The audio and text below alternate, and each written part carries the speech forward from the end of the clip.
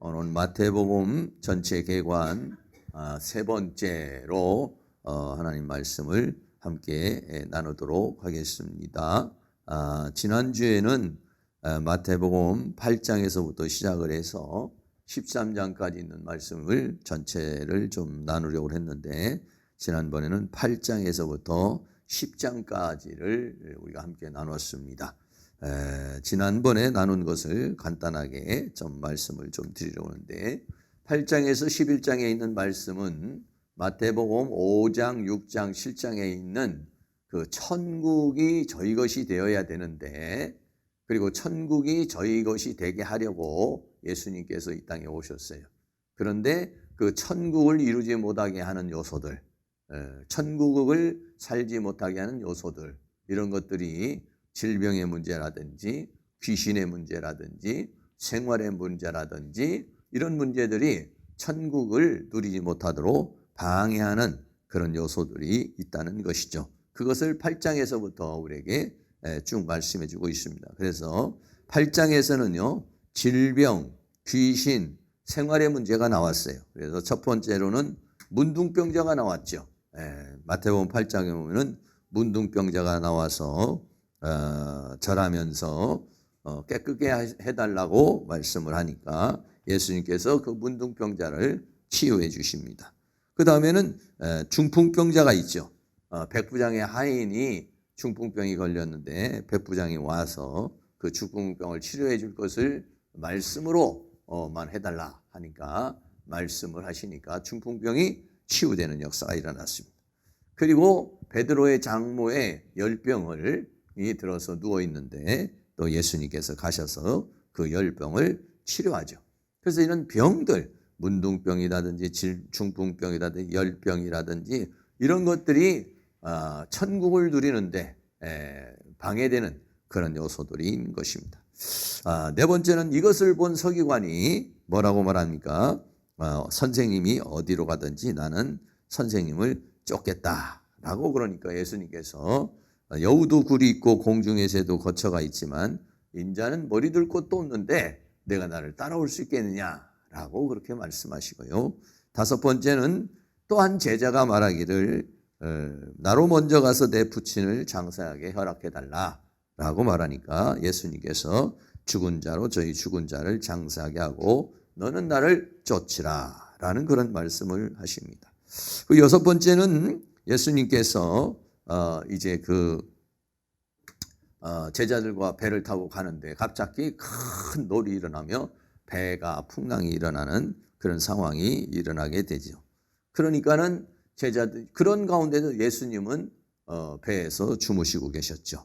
그래서 예수님을 깨우죠. 그러니까 예수님께서 어찌하여 무서워하느냐 믿음이 적은 자들아 하시고서는 바람과 바다를 꾸짖으니까 바람과 바다가 잔잔케 되는 그런 역사가 일어났습니다. 그리고 마지막으로 일곱 번째는 귀신 들린 자, 가다라 지방에 군대 귀신 들린 자가 있어서 예수님께서 쫓아내는데 돼지떼에게 들어가죠. 그래서 돼지떼에게 들어가서 군대 귀신 들린 그 사람에게서 돼지떼가 2,000마리가 죽음을 당하는 그런 역사가 있어요. 그러니까 이런 질병의 문제라든지 풍랑의 문제라든지 인생의 삶의 문제라든지 또는 귀신의 문제라든지 이런 것들이 천국을 누리는데 방해되는 요소. 그래 예수님께서 병을 고치시고 귀신을 쫓아내시고 삶의 역사를 일으키시는 그런 부분들인 것입니다. 9장에서는 이제 죄에 대한 문제가 나옵니다. 죄와 죄인, 목자 없는 양 이런 부분들에서 9장에도 여러 가지 많은 게 있어요. 그래서 9장에도 중풍병자가 한 사람이 나오는데 이 중풍병자를 침상에다가 데리고 와서 예수님께 데리고 오니까 예수님께서 그 믿음을 보고 치유해 주시는데 내 죄사함을 받았다라고 그렇게 말씀을 하시죠. 그리고는 두 번째는 세리 마태가 세관에 있는데 예수님께서 너는 나를 쫓으라 라고 하니까 일어나서 쫓는 그런 역사가 일어나게 됐습니다. 그리고 세 번째는 생배 조각에 대한 비유를 말씀해 주시고 네 번째는 새 포도주에 대한 비유의 말씀을 하십니다. 그리고 다섯 번째는 이제 그 직원의 딸이 죽음을 당해서 그거를 치료를 하러 가는 가운데 혈류증 여인이 예수님의 옷가에 손만 대어도 낫겠다라고 하는 믿음으로 예수님을 만지니까 그 혈류증 여인이 치유되어지고, 또 직원의 딸이 병들어 죽어 있는데 예수님이 또 가서 그 소년을 치료해 주는 그런 역사가 일어나게 됩니다. 일곱 번째는 예수님이 지나가시는데 두 소경이 따라오면서 다윗의 자손이여 우리를 불쌍히 여겨달라라고 말하니까 예수님께서 한 집에 들어가셔서 내가 이 일할 줄을 믿느냐라고 하니까, 그렇다고 그러니까 그 소경들을 치유하신 내 믿음대로 되리라 해 치료해 주시죠. 여덟 번째는 귀신 들려 벙어리 된 자가 있어요. 벙어리가 됐는데 이 사람은 귀신이 들린 것이죠. 그래서 예수님께서 그 귀신을 쫓아내니까 그 병이 치유되지는 역사가 일어나고, 그래서 그러한 모든 모습을 볼 때 아홉 번째, 목자 없는 양과 같이 유리하며 도생하고 있다라고 그렇게 말하고 있어요. 그래서 예수님이 이 땅에 오셨을 때는 이런 중풍병, 또는 아니면은 혈류증, 또 아니면은 소경, 또 아니면은 벙어리, 이런 문제들, 이런 것들이 전부 다 사탄의 그 흑암 속에 있는 사람들의 그런 모습, 목자 없는 양, 하나님이 없는 인생을 가리켜서 말하고 있는 그런 사람들의 고달픈 인생의 삶을 말씀해주고 있는 것입니다. 그리고 10장에서는 이제 예수님께서 추수할 일꾼과 일꾼을 이제 보내시는 장면이 나오죠. 그래서 첫 번째는 12제자를 선택을 하셔서 예수님께서 이제 복음의 일꾼으로 내어 보내주시죠. 그래서 나가서 이제 복음을 증거하는데, 내가 너희를 보내는 것이 양을 이리 가운데 보내는 것 같다. 그러므로 너희는 뱀같이 지혜롭고 비둘기와 같이 순결하라 라고 그렇게 말씀하고 있죠. 그리고 네 번째는 이렇게 나가 복음을 증거하는데 많은 핍박이 있을 것이다. 그러나 그런 핍박을 다섯 번째는 두려워하지 말아라. 두려워하지 말고 네가 나를 만약에 시인하면 나도 너를 시인할 것이고 네가 나를 부인하면 나도 너를 부인할 것이다 라고 그렇게 말씀하십니다. 마지막으로 일곱 번째는 내가 이 세상에 화평을 주러 온 것이 아니라 검을 주러 왔다. 다시 말하면은 검을 줘서 이제 그 어둠의 세력과 싸우는 것이고 사탄의 세력과 싸우는 것을 우리에게 말씀해 주고 있는 것입니다. 이것이 지난주까지 우리가 함께 나눴던 그런 말씀이에요. 요한복음은 외우기가 쉬워요. 요한복음은 1장에 뭐가 있다, 2장에 뭐가 있다, 3장에 뭐가 있다. 그냥 간단하기 때문에 사건이 하나 아니면 두 개, 한 밖에는 없으니까 외우기가 쉬워요. 그런데 마태복음은 많아요. 이게 장마다 그 주제가 굉장히 많이 있어요. 그렇기 때문에 외우기는 좀 쉽지는 않죠. 그렇지만 대략적으로 이런 내용들이 있다 하는 것을 우리가 생각하면서 읽으면은 많은 도움이 될 수 있습니다. 자, 11장에 와서는요. 11장에서 와서는 뭘 말하냐면은 이제 증거와 안식. 10장에서 그 제자들을 선택해서 보내잖아요. 이제 11장에서는 증거에 대해서 또 안식에 대해서 말합니다. 네, 첫 번째는 바람과 갈대라는 주제인데, 세례 요한이 감옥에 갇히게 됐어요. 세례 요한이 감옥에 갇히게 돼가지고 제자들을 보내요. 예수님께 뭐라고 말합니까? 오실 그이가 당신입니까? 아니면 다른 사람을 기다려야 되는 것입니까? 라고 그렇게 묻죠. 그러니까 마태복음 11장 3절에 예수께서 여짜오되 그 오실 그이가 당신이니까 우리가 다른 일을 기다리오이까? 라고 그렇게 말해요. 예수님께서 뭐라고 말합니까? 소경이 보고 앉은 뱅이가 일어나고 문둥이가 깨끗함을 받고 이렇게 쭉 얘기를 하시면서 마태복음 11장 6절에 보면 누구든지 나를 인하여 실족하지 아니하는 자는 복이 있도다 라고 그랬어요. 그러니까 예수님을 믿다가 예수님으로 인하여 실족당할 수가 있어요. 왜 그러냐면은 세례 요한이 감옥에 있는데 예수님이 와가지고 꺼내주신다든지 어떤 하나님께서 기적을 베풀어 주신다든지 이렇게 해야 되는데 세례요한이 이제 감옥에서 죽음을 당하는 상황이 생겼어요. 그러니까 그렇게 되었을 때에 실족할 수 있다는 것이죠. 오실 그이가 당신이니까 당신이 아닙니까? 그런데 이때까지 예수님에 대해서 증거하고 이때까지 예수님에 대해서 선포했던 사람이 돌변할 수 있다는 거죠. 왜 그러냐? 감옥이라는 게 그런 것이고 죽음이라는 것이 그런 것이고 현실이라는 것이 그런 것이다. 그러니까 우리도 만약에 이 세상에 살아가는 가운데서 나를 인하여 실족하지 않은 자는 복이도다. 내가 하나님 앞에 기도하고 내가 하나님 앞에 뭔가 간구했는데 하나님 나에게 응답이 없어요. 뭔가 아무것도 없어요. 그럴 때도 있단 말이죠. 하나님이 나에게 어떤 조치를 취해주지 않아요. 그러면 이거 뭔가 해가지고 내가 실족할 수도 있다는 것이죠. 그런데 하나님의 뜻은 뭐였습니까? 감옥에서 순교하기를 원했던 것이죠. 그러니까 사람의 생각과 하나님이 원하는 것이 다른 경우가 많이 있어요. 어느 경우에는 사람에게 희생을 강요하는데 사람은 하나님으로부터 기적을 원하는 경우가 있어요. 그런데 어느 경우에는 우리가 그것을 고스란히 겪어야 되는 상황이 있어요. 그러다가 보니까 흔들리게 되는 그런 세례요한과 같은 사람도 흔들리는 갈대가 되어버리고 말았다라고는 것입니다. 두 번째로는 예수님이 피리에 대해서 애곡에 대해서 이렇게 말씀을 하는 것이죠. 우리 마태복음 11장 17절 말씀 같이 있습니다. 가로되 우리가 너희를 향하여 피리를 불어도 너희가 춤추지 않고 우리가 애곡하여도 너희가 가슴을 치지 아니하였다 함과 같다라고 그랬어요. 그 시대를 비유할 때 그렇다는 것이죠. 그래서 예수님께서 복음을 증거하고 즐거운 마음을 주어도 춤을 출 줄 모르고 회개하라고 해도 가슴을 칠 줄도 모르는, 다시 말하면 영적 무감각 상태에 있는 그때의 당시의 사람들을 그래서 기뻐할 줄도 모르고 슬퍼할 줄도 모르고, 그러니까는 하나님의 음성을 들을 수 없는, 그 예수님의 음성을 들을 수 없는, 그리고 마음이 워낙 이제 완전히 강팍하게 돼가지고 길가박과 같이 돼가지고 아무리 씨를 뿌려도 그 씨가 들어갈 수 없는, 그래서 사탄에게 완전히 장악되어져 있는 그러한 시대를 가리켜서 말하고 있어요. 그래서 고라신과 가버나움에 대해서 저주를 하죠.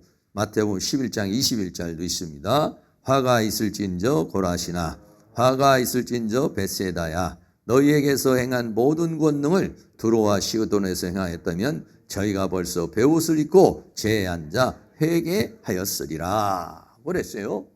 그러니까는 고라신이라고 하는 곳과 벳세다에 대해서 예수님께서 많은 이적과 기적을 베풀어 줬지만은 회개하지 않는 그런 사람들에 대해서 예수님께서 화가 있을 것이다 라고 그렇게 말씀하고 있는 것입니다. 그리고 네 번째는 계시와 안식에 대해서 그렇습니다. 예수님께서 그렇게 말씀을 좀 증거해도 그 사람들이요 제대로 듣지를 않아요. 그러니까 예수님께서 뭐라고 하냐면 하나님께서 지혜로운 자에게는 숨기고 어린아이에게는 나타내심을 감수합니다 라고 말하면서 이제 마태복음 11장 28절에 수고하고 무거운 짐진 자들아 다 내게로라, 내가 너희를 쉬게 하리라 라고 그렇게 말씀합니다. 그래서 그 당시에 있는 모든 사람들이 이런 질병의 문제로 또는 귀신의 문제로 또는 생활의 문제로 또는 율법의 문제로 또는 종교의 문제로 또 영적으로 전부 다 수고하고 무거운 짐을 지고 있는 목자 없는 양과 같이 고생하며 유리하는 그런 상태를 예수님이 보시고 수고하고 무거운 짐진 자들아 다 내게로 오라, 내가 너희를 쉬게 하리라 그렇게 말했어요. 그거는 천국이라고 하는 것은 뭐냐면 하나님의 통치 안에 들어가는 것이고 그 통치 안에는 뭐가 있느냐면 이 쉼이라고 하는 것이 있어요. 자유라고 하는 것이 있고 쉼이라고 하는 것이 있고 안식이라고 하는 것이 있는 것이죠. 하나님의 통치 안으로 들어가면은요 편안해지는 거예요. 쉼을 얻을 수가 있는 거예요. 그러려면 어떻게 했냐면 내 멍에를 메고 내게 배우라 라고 하는 거예요. 하나님의 말씀을 통해서 배우고 하나님과의 관계를 통해서 배우면은, 그러면은 배우는 건 뭐냐? 계시예요. 하나님의 말씀이 열리는 거죠. 그리고 열려진 말씀이 믿음이 되고 열려진 말씀이 생명이 되고 열려진 말씀이 영이 되어서 우리에게는 안식에 이르게 된다는 것입니다. 그래서 11장 다시 한번 정리하면 첫째는 바람과 갈대와 같이 세례 요한이 흔들리는 거예요. 바람에 의해서, 환란의 바람에 의해서 흔들리는 그런 모습. 그리고 당시에 그 세계는 피리를 불어도 춤을 추지 않고 애곡을 해도 회개하지 않는 그러한 시대, 영적 무감각한 그러한 시대에 살고 있고 복음을 전혀 받아들이지 못하는 그런 상태에 있는 것이죠.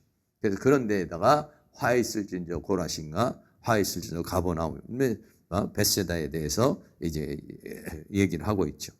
그리고 계시가 주어지면 그 안식에 이러한 수고하고 무거운 짐 지은 자 다 내게로 와, 내가 너희를 쉬게 하리라. 그래서 예수님께서 이 땅에 오신 것은 뭐냐면 우리에게 이런 쉼을 주시기 위해서, 수고하고 무거운 짐을 벗고 우리에게 쉼을 주기 위해서 이 땅에 오신 것이죠. 12장입니다. 12장에서는 개념과 실체에 대해서 말씀을 하고 있습니다. 예수님이 이 땅에 오셨어요. 예수님이 이 땅에 오심으로 인해서 개념이 있고 실체가 있는데, 예수님은 개념이 아니라 예수님 자체가 오셨으니까 예수님은 실체가 되는 거예요. 그래서 첫째는 예수님이 뭐라고 하느냐, 나는 성전보다도 큰 자다, 이렇게 말했어요. 마태복음 12장 5절 같이 한번 있습니다. 또 안식일에 제사장이 성전 안에서 안식을 범하여도 죄가 없음을 너희가 율법에서 읽지 못하였느냐. 내가 너희에게 이르노니 성전보다 더 큰 이가 여기 있느니라. 그랬어요. 이 말씀은 무슨 말씀이냐면, 그때 안식일에 밀밭 사이로 지나가면서 제자들이 이삭을 잘라먹는 그런 상황이 됐어요. 그러니까는 사람들이 거기에 대해서 이제 비난을 하게 되는 것이죠. 그때 예수님이 뭐느냐, 안식일에 제사장이 성전 안에서 안식을 범하여도 죄가 없지 않느냐. 그렇죠. 왜냐하면 제사장이 안식일에도 제사를 지내려면은 나무도 째겨야 되고 송아지 각도 떠야 되고, 그러나 그것은 제사를 드리기 위한 것이기 때문에 죄로 정치를 않는 것처럼 예수님 자신이 성전보다도 크신이다. 성전보다도 크신 주님 안에서 제자들이 행하는 이러한 모든 것들은 그냥 하는 것이 아니라 지금 하나님의 일을 하는 것이고 하나님의 역사에 있는 것이기 때문에, 성전보다도 크신 이가 예수님이시기 때문에, 지금까지는 성전이라고 하는 하나의 어떠한 물체가 있는 거죠. 건물이 있는 것이죠. 근데 예수님은 뭐냐면 그 성전이라고 하는 것으로 예배드리고 성전에서 거하는 것으로 끝나는 것이 아니라 그 성전을 상징하는 성전의 실체가 누구냐면 예수님 자신이라고 하는 것이죠. 예수님 자신인 실체가 왔으니까 성전이신 예수님 안으로 들어오면은 거기에서 죄사함을 받고 거기에서 쉼을 얻고 거기서 하나님을 만나게 되고 거기에서 하나님의 영광을 만나게 되는 것이죠. 그러니까 예수님은 뭐냐, 성전보다도 크신이다. 그래 결국은 구약의 율법은 무너지게 되는 거죠.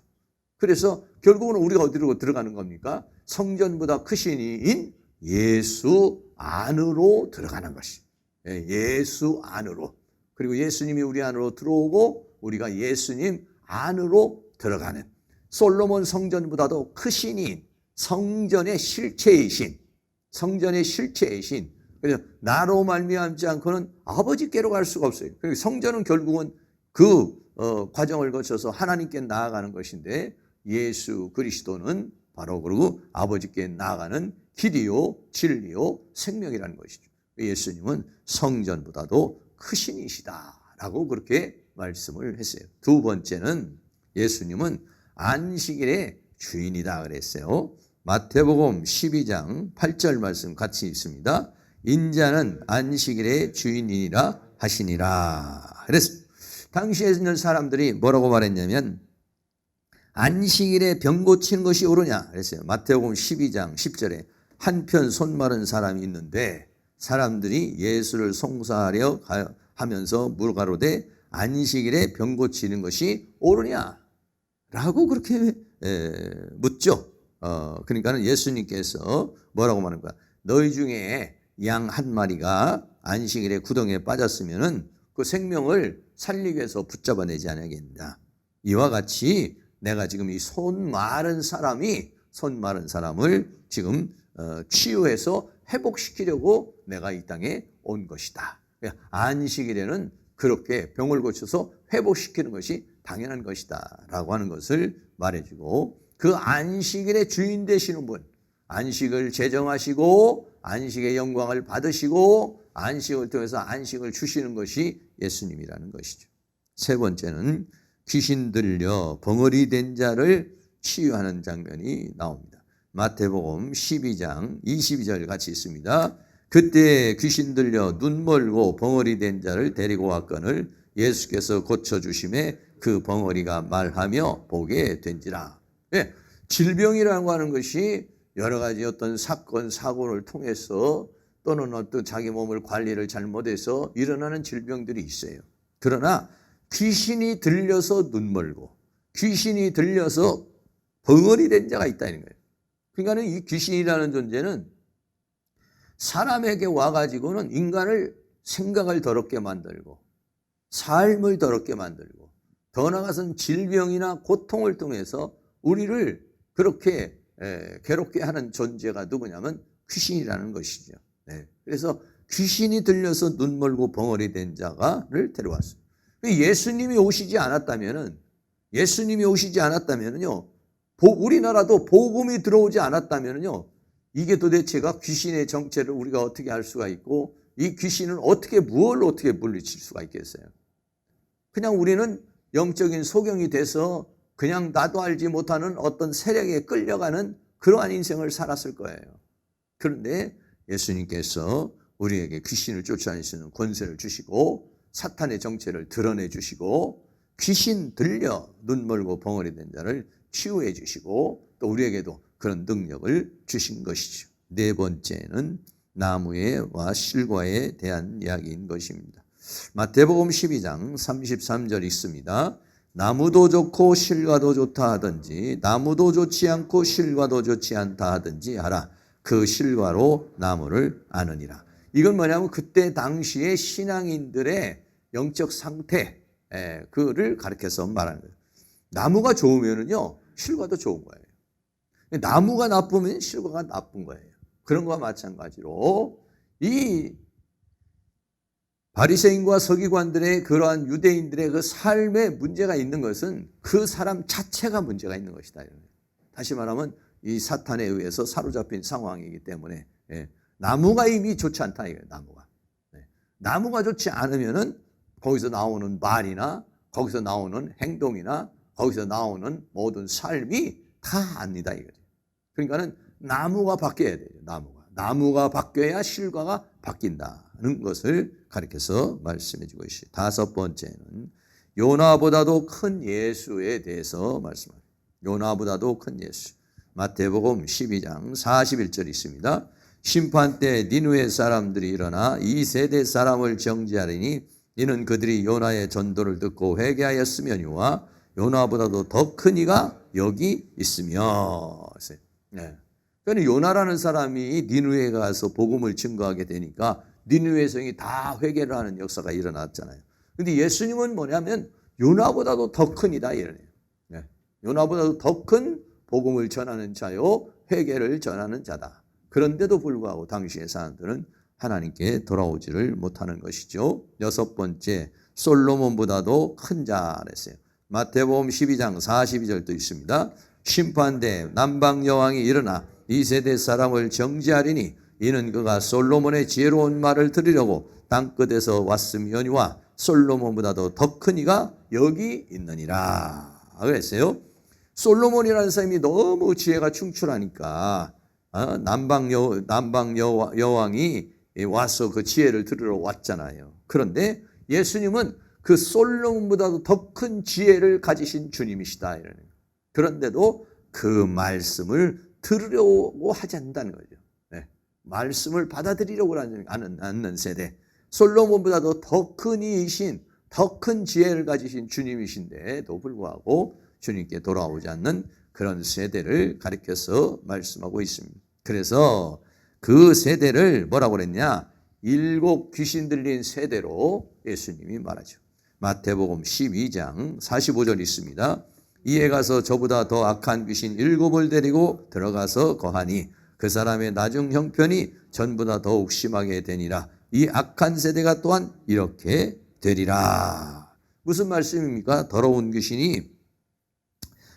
귀신이 사람에게서 나갔어요. 나갔다가 이 귀신이 다시 들어왔죠.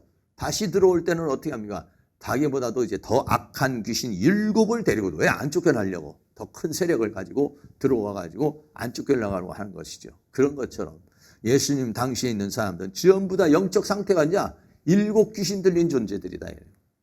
그 사탄의 영에 완전히 사로잡힌 이 악한 세대, 귀신에 잡혀있는 그러한 세대이기 때문에 예수님을 받아들이지 못하는 그런 모습입니다.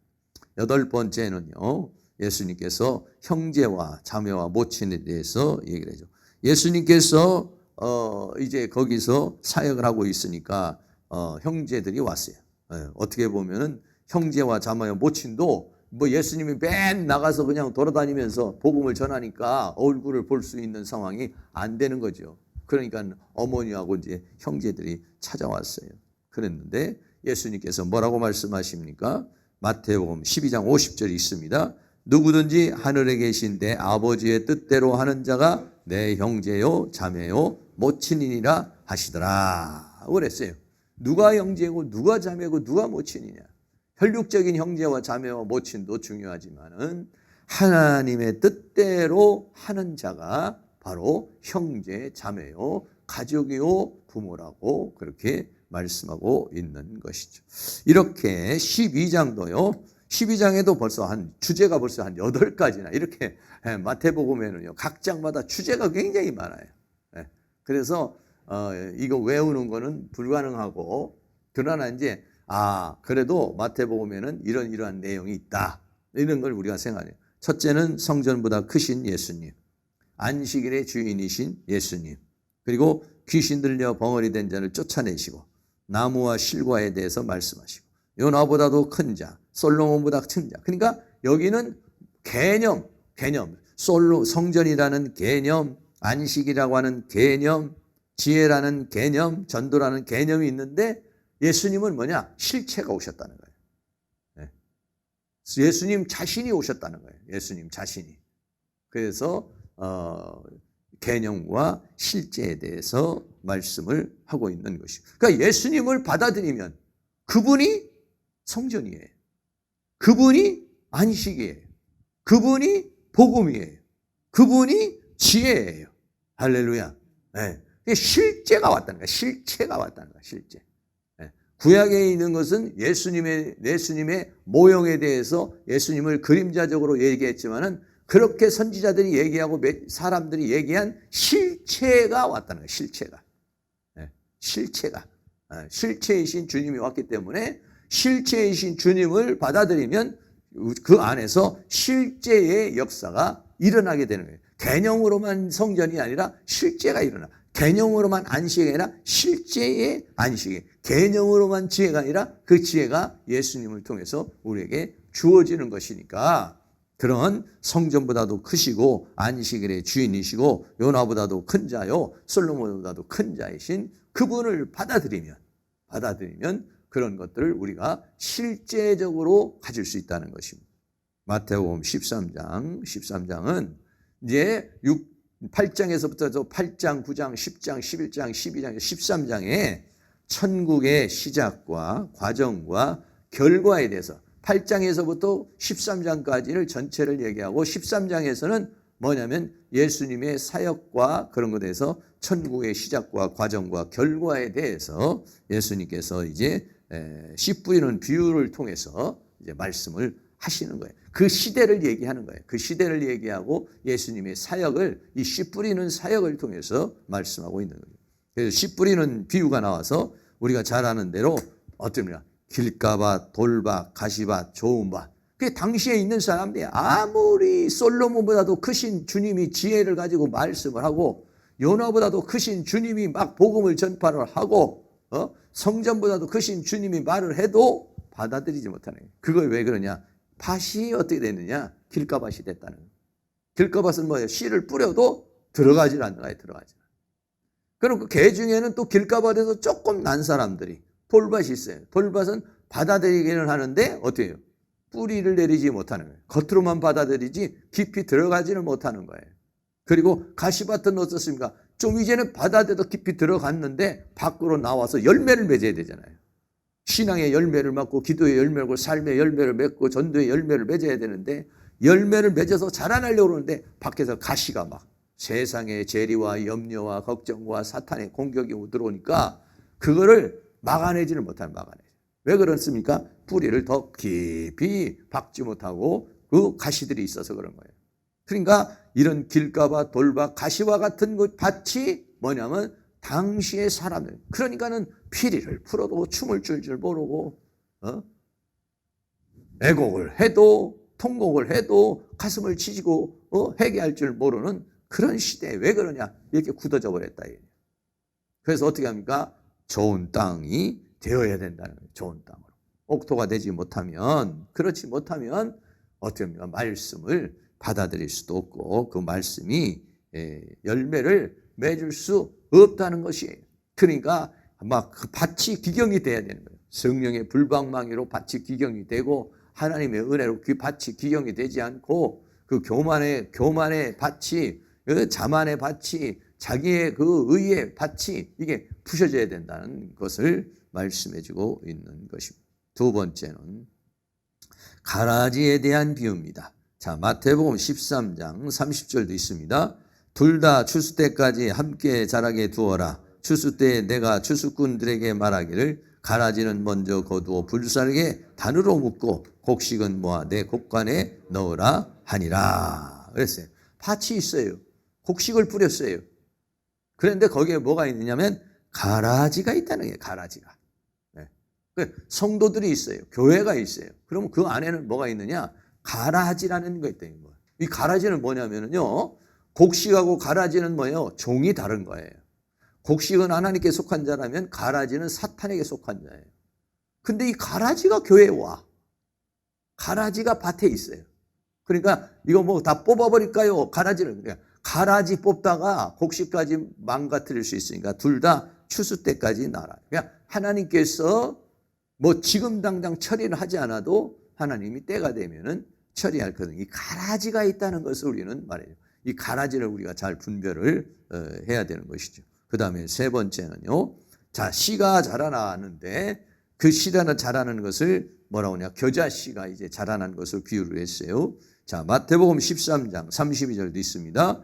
이는 모든 씨보다 작은 것이로되 자란 후에는 나물보다 커서 나무가 되매 공중의 새들이 와서 그 가지에 깃들이느니라. 그러니까 씨는 작은데 이게 확 자라나는 거죠. 자라나서 크게 성장하는 그런 모습을 가리켜 보고 있어요. 네 번째는요. 누룩에 대한 비유입니다. 마태복음 13장 33절 있습니다. 또 비유로 말씀하시되 천국은 마치 여자가 가루 서말 속에 갖다 넣어 전부 부풀게 한 누룩과 같으니 라고 말했어요. 네. 가루가 있어요.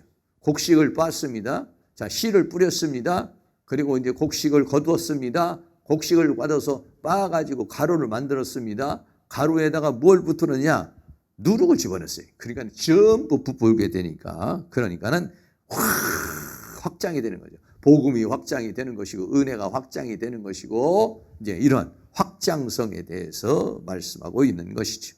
네. 다섯 번째는 이 천국이라는 것은 뭘로 말할 수 있느냐? 가치, 보화로 말할 수 있다. 자, 마태복음 13장 44절도 있습니다. 천국은 마치 밭에 감추인 보화 같으니 사람이 이를 발견한 후 숨겨두고 기뻐하여 돌아가서 자기의 소유를 다 팔아 그 밭을 샀느니라. 천국이라고 하는 것은 뭐냐? 그것은 너무 값 있는 보화 같은 것이다. 그래서 어느 정도냐? 자기 소유를 다 팔아. 자기의 인생을 다 주고 살 수 있는 것이 뭐냐면 천국이라고 하는 세계다라고 하는 것입니다. 그래서 또 13장 45절도 있습니다. 또 천국은 마치 좋은 진주를 구하는 장사와 같으니 급히 값진 진주 하나를 만남에 가서 자기의 소유를 다 팔아 그 진주를 샀느니라. 또 하나는 진주와 같은 비슷한 얘기죠. 진주와 같은데 극히 값진 진주 하나를 만나니까 어때요? 자기의 소유를 다 팔아. 네, 그냥 천국은 자기의 인생을 걸만한 것이라는 것이죠. 자기의 인생을 또 걸어야 된다는 것이죠. 자기 것을 다 파서도 사야 되는 것이 천국이라는 것입니다. 여섯 번째, 심판에 대해서 말하고 있습니다. 마태복음 13장 47절도 있습니다. 또 천국은 마치 바다에 치고 각종 물고기를 모으는 그물과 같으니. 그랬어요. 천국은 어떻게 비유할 수 있느냐? 어부가 가서 그물을 쳐서 거기에서 고기를 잡아가지고 어떻게 합니까? 좋은 고기는 그릇에 담고 못된 것은 내어버리는 것과 마찬가지로 천국은 마치 바다에 치고 각종 물고기를 모으는 그물과 같다. 심판에 대한 이야기를 하고 있습니다. 일곱 번째입니다. 천국의 제재단 서기관. 말이 좀 이상하죠. 서기관이라는 것은 뭐냐면 율법자를 말하는 것인데 이 서기관이 예수님을 따르게 돼가지고 천국의 제자가 된 서기관이 된 거예요. 네, 그래서 마태복음 13장 52절도 있습니다. 예수께서 가라사대 그러므로 천국의 제자된 서기관 받아 마치 새 것과 옛 것을 그 곳간에서 내어오는 집주인과 같으니라. 여기서 새 것은 뭐냐면 복음을 말하는 것이고 옛 것은 뭐냐면 구약을 가리켜서 말하는 것이에요. 그래서 천국의 제자된 서기관은 구약과 신약을 다 가지고 나올 수 있는, 그래서 그것을 가르치고 그걸 전파할 수 있는 자다라는 것입니다. 마지막으로 여덟 번째, 예수님이 이렇게 쭉 지금 8장에서 9장에서 11장까지 13장까지 쭉 얘기를 하시고 비유를 말했는데 결과가 뭐냐? 예수를 배척하더라 그랬어요. 자, 한 번 더 있습니다. 마태복음 13장 57절, 예수를 배척한지라 예수께서 저희에게 말씀하시되 선지자가 자기 고향과 자기 집 외에는 존경을 받지 않음이 없느니라 하시고, 배척을 했다. 그러니까는 어떻게 보면 예수님 당시에는 예수를 제대로 믿은 사람이 많지 않아요. 다 거부합니다. 배척한다. 왜 그렇습니까? 전부 다 그 사람들은 길가 같고 돌밭 같고 가시밭 같았기 때문에 그래요. 언제 그러면 이들이 돌아왔습니까? 예수님 당시에는 돌아오지 않고 예수님을 배척을 했지만은 오순절에 성령이 임하고, 그리고 거기에 복음이 하나님의 역사가 일어나게 되니까 그들이 이제 하나님께는 돌아오는 그러한 역사가 있는데, 예수님이 이 땅에 계실 때만은 그들에게는 그 예수님을 받아들일 수가 없어요. 받아들일 못해. 그가 오순절 성령을 통해서 이제 밭이 기경이 되는 것이죠. 돌밭 같은 것이 기경이 되고 가시밭 같은 것이 기경이 되고 길가 같은 것이 기경이 되니까 그때야 비로소 말씀이 떨어지고 말씀을 받아들이게 되고, 그래서 변화되는 역사가 일어나게 되는 것입니다. 그래서 이제 마태복음에서는 이렇게 8가지 씨 뿌리는 비유를 통해서 말해줍니다. 가라지의 비유, 겨자씨 비유, 누룩에 대한 비유, 보화와 진주에 대한 비유, 그물과 물고기에 대한 비유, 이런 것이 마태복음 13장에 있어서 천국의 시작과 과정과 결과가 어떤 것이냐라고 하는 것을 우리에게 말씀해 주고 있는 것입니다.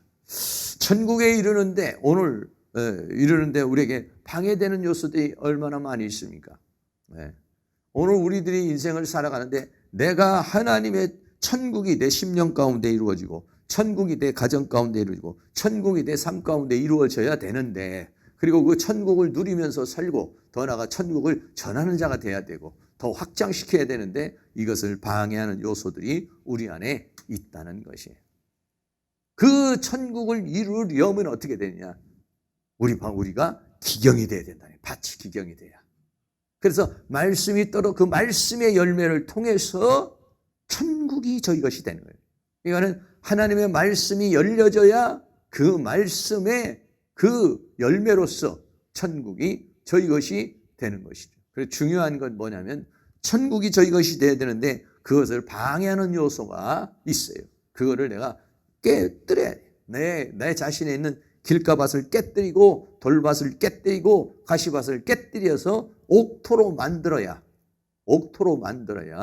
천국이 저희 것이 돼요. 30배, 60배, 100배의 결실을 맺는 것이죠. 오늘도 우리가 이렇게 저녁에 나와서 기도하고 간구하는 것 중에 하나는 뭐냐면 우리가 하나님의 말씀을 자라게 하지 못하는 것들. 천국을 이루지 못하게 하는 것들이 내 안에 무엇이 있는가, 내 삶 속에 무엇이 있는 것인가, 이거를 갖다가 누려야 되는데, 이것이 천국이 저희 것이 되려면 말씀이 열매를 맺어야 돼가지고 그 말씀이 뭐가 돼야 되느냐? 믿음이 돼야 돼요. 믿음이 돼야, 하나님의 말씀이 믿음이 되어야 되는데, 믿음이 되지 못하면요 천국을 누리지를 못해요. 그러니까 천국을 귀로만 듣는 거예요. 천국을 눈으로만 보는 거예요. 무슨 소용이 있어요? 눈으로 보고 귀로만 들으면 무슨 소용? 내가 체험되어져야 되고, 내가 경험되어져야 되고, 천국이 내 것이 되어야지, 막 내가 천국을 누리면서 살아야지, 그냥 뭐 천국이 그런 것이래, 천국이 그런 것이야 라고 하면은 무슨 의미가 있겠어요? 아무런 의미가 없는 거죠. 열매를 못 맺고 구경만 하면 뭔 소용이 있어요?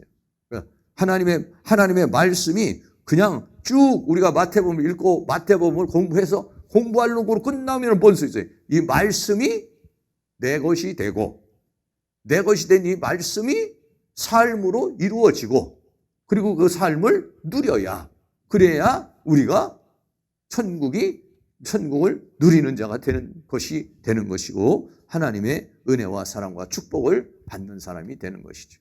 우리가 마태복음을 지금 전체로 개관하면서 나누고 있습니다만, 오늘 우리가 하나님의 말씀을, 오늘 저녁에도 좀 길고 여러 가지 복잡한 말씀들이지만 자꾸 이렇게 말씀을 듣는, 말씀을 듣기만 하면 무슨 소용이 있겠어요? 아무런 소용이 없죠. 하나님, 나에게 있는 저런 부분들, 질병의 문제 치료되게 해주세요. 저런 귀신의 문제 치료되게 해주세요. 저런 불신의 문제 치료되게 해주세요. 여러분, 그렇게 해가지고 결국은 뭐돼요? 하나님의 말씀이 30배, 60배, 100배의 결실을 맺어서 천국이 저희 것이 되어야 되는 것이에요. 천국이 가까이 왔다. 회개하라. 천국이 가까이 왔다. 라고 그랬어요.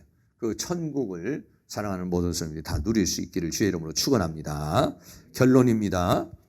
지난번에 우리가 8장, 9장, 10장에서 대해서 얘기했고, 오늘은 증거와 안식에 대해서 개념과 실제, 천국이 그냥 생각이 아니라 사실화시키는 실제이신 예수님이 오셨다는 것이에요. 그걸 이루기 위해서는 옥토바 떼야 된다는 것이죠. 그래서 여러분 모두가 다 천국이 저희 것이 되는 그런 은혜가 있기를 주의 이름으로 축원합니다. 우리 찬양과 같이 드립니다. 495장 내 영혼이 은총 입어 같이 찬양합니다.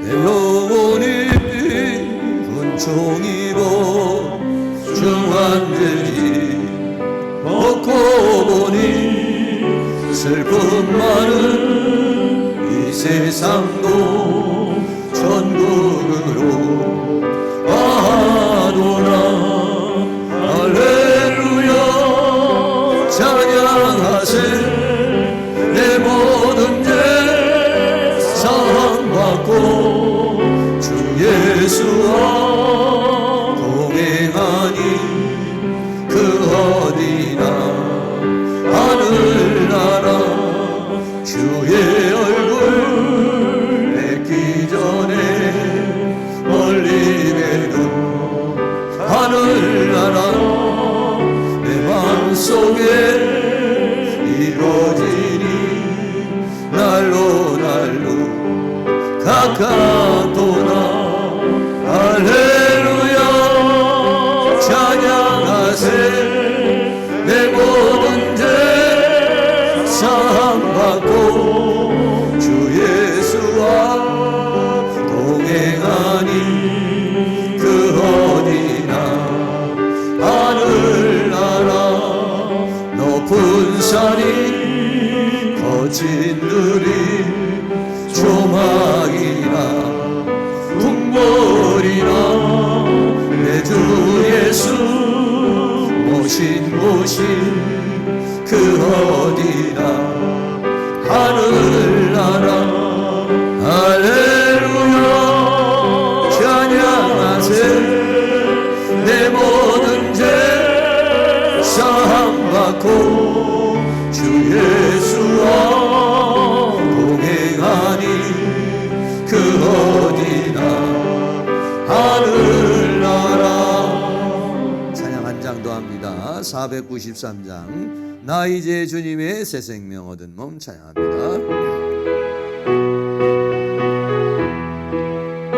나 이제 주님의 새 생명 얻은 몸 옛 것은 지나고 새 사람이로다. 그 생명 내 맘에 강같이 흐르고 그 사랑 내게서 매같이 빛난다. 영생을 맛보며 주 안에 살리라. 오늘도 내일도 주 함께 살리라. 주 안에 감추인 새 생명 얻으리. 이전에 줬던 것 이제는 값없다. 하늘의 은혜와 평화를 맛보니 찬송과 기도로 주 함께 살리라. 영생을 맛보며 주 안에 살리라. 오늘도 내일도 주 함께 살리라.